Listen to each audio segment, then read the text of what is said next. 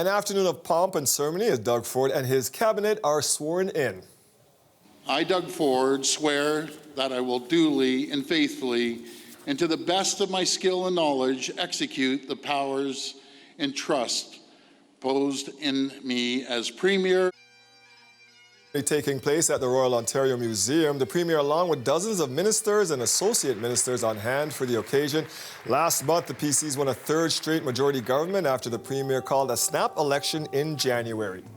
Our Queen's Park reporter Shawn Jeffords has been watching the ceremony. He joins us now. And Shawn, we were expecting a status quo cabinet from Doug Ford, and that's pretty much what we got. That's right, Dwight. I mean, I don't think we expected a lot of changes. The Conservative strategists that I spoke with ahead of this were saying that they expected the Premier to try to project stability, continuity, and that is largely what we have seen here today. So Sylvia Jones, the Minister of Health, retains that portfolio. She will continue to be the Deputy Premier as well. Peter Bethlenfalvy, the Minister of Finance, holds on to that job.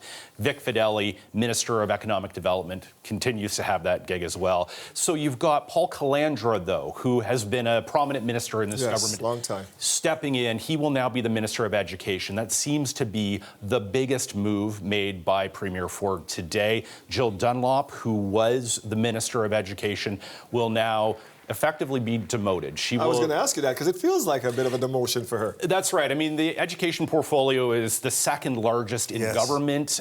No way to really get around that. She's moving to emergency preparedness. That is certainly not one of the primary portfolios in government.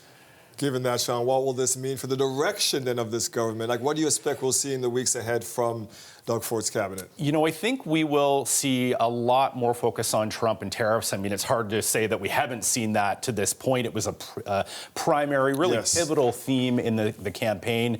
And Peter Bethlenfalvy, Vic Fedeli, I suspect they will be heavily involved in the messaging around tariff response and relief packages, if those are required.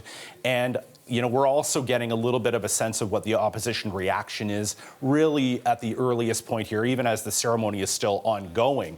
They're saying that Ontario's cabinet is too big. It has 37 members now. That's one of the largest in history, and it doesn't respond to the moment, that people need a scaled-back cabinet. So, Dwight, you know, we're starting to get a bit of a sense of the early attack lines that the opposition is going to be taking here. Thank you, Shawn. Thanks, Dwight.